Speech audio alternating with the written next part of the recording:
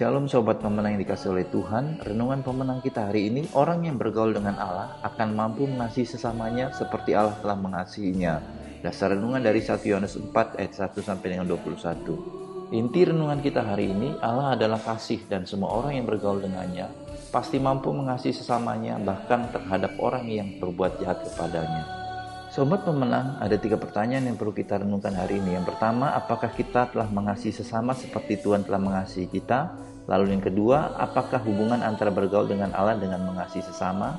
Lalu yang ketiga, apakah cara kita menyikapi perbedaan dengan sesama telah sama dengan kasih yang Tuhan Yesus ajarkan dan teladankan kepada kita?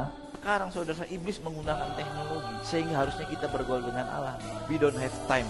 Kita tidak punya waktu untuk bergaul dengan Allah. Sibuk dengan media sosial. Ngeri gak saudara? Modus iblis dari awal memisahkan kita dari pergaulan dengan Allah.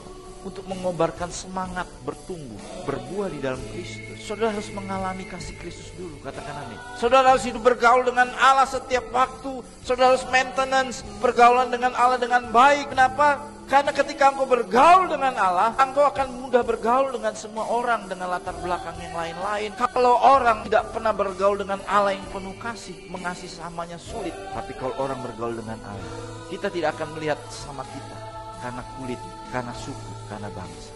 Kita melihat kita ditebus dengan darah yang sama dalam Kristus, katakan amin.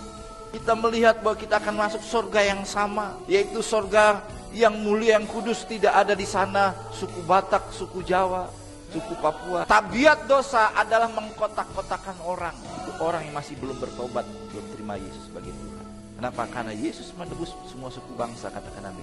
Jadi saudara jangan katakan kau percaya Yesus, tapi engkau membenci saudaramu. Berkat itu akan mengalir sebanyak kita bergaul dengan orang. Semakin luas kita bergaul, berkat itu kesempatannya semakin besar dalam diri kita. Semakin luas pergaulannya, semakin besar kesempatan untuk engkau menerima berkat. Sobat pemenang, mengikuti dan meneladani ajaran Tuhan Yesus Kristus untuk berdoa dengan tidak jemu-jemu, mari kita responi renungan hari ini dengan berdoa. Bapa, Engkau adalah kasih dan Engkau memerintahkan kepada kami untuk mengasihi sesamaku. Dengan Roh-Mu mampukan aku untuk mengasihi sesamaku sama seperti Engkau telah mengasihiku. Lalu pokok doa syafaat kita hari ini berdoa bagi pemilu yang kita adakan hari ini agar Tuhan menetapkan orang-orang yang terpilih untuk sungguh-sungguh membangun NKRI dan secara khusus membangun daerah-daerah yang tertinggal di Indonesia. Salam pemenang dalam Kristus, Tuhan memberkati.